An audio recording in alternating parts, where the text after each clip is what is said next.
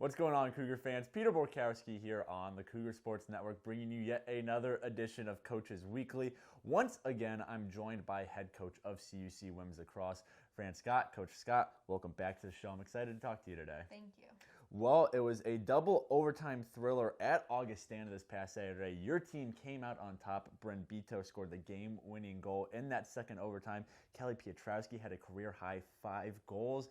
And I'm sure for you and the rest of the team, it's got to feel good to get that elephant off your back. You know, third game of the season, you get your first win of the season after those opening 2 losses. So since Saturday, just a little bit you've been around the team, have you noticed kind of a change in the culture almost now that you guys got that first win under your belt? Yeah, I think before the game against Augustana was when I kind of just felt like the team clicked a little bit better, and that's mostly on attack. So we were hitting a lot of cuts, we're taking a lot of drives, kind of more dynamic that we had talked about a little earlier on, and it finally looks like that kind of came together. So it was a great feeling out there. Obviously, the double overtime gave me a little bit like, whew, we had a couple opportunities before that, but yeah, pulling out that win was absolutely what I feel like we needed, and especially on the attacking side, to kind of get that final, like, okay, we did it. You know what I mean? A little bit of confidence for some of the girls that I think needed it. Definitely. But yeah, so I would say after that, now moving forward into this next game, I've noticed that I just feel that little bit of confidence. Right. You know, at practice these past couple days, it's just like they don't have that nerve of like, are we going to be able to do it? What's going to happen tomorrow? It's kind of more like, we got this. This is our game plan. You know, we're dynamic and we can do this. Right.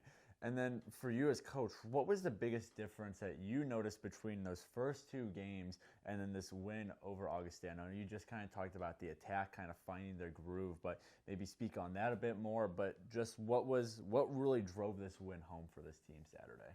Yeah, so that's a tough one. I think all over the field. It was kind of just a little bit more consistency from top to bottom. So defense also did their role and kind of really formed together. Now it was, we do have someone returning that just last minute kind of decided to come back this year and get into grad school. So Sarah Ludwig. Okay. So that was where I feel like we kind of clicked on defense, kind of having her back out there and like, you know, being a communicator down there. And then it kind of trailed up, like I said, the dynamic part on attack. So it felt just like a real team out there and a team win. Well, talking about the defense, one player who had a really good game was your starting goalie, Ryan McGee. Season high 16 saves on 24 shots faced, earned her NAC Defensive Player of the Week. She's a 2-time first-team All-NAC honoree from the past 2 seasons, and as head coach, it has to feel like a luxury to have such a steady hand in the back of the field as your last line of defense and as a leader as well. Yeah, absolutely. So obviously last year you touched on, you know, her kind of awards that she had last season, and I think this season kind of she was just like all the other players on the team. It took us a little bit to kind of get into it and find that like, I'm here, I'm doing what I'm doing, it doesn't matter who we're playing. And I feel like that's kind of what happened this game. She really stood her ground in there and made those big saves that she knew she could, you know, these first few that we kind of lost. So yeah, it feels really great, and I think that will only move forward from here. Right. Well, moving forward, that starts tomorrow. Illinois Wesleyan comes to River Forest for a 4 p.m.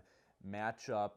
What does this team need to do to keep the momentum rolling? You got your first win under your belt now. Now you got a good IWU team coming to River Forest. What needs to happen on the field, off the field, whatever it may be, to make sure you guys get win number 2 in a row and continue rolling through this non-conference schedule? Yeah, so I think it's just the confidence that we talked about. I feel like they have it, and they really just need to, you know, sleep on that tonight, get up and come and know that they can do it.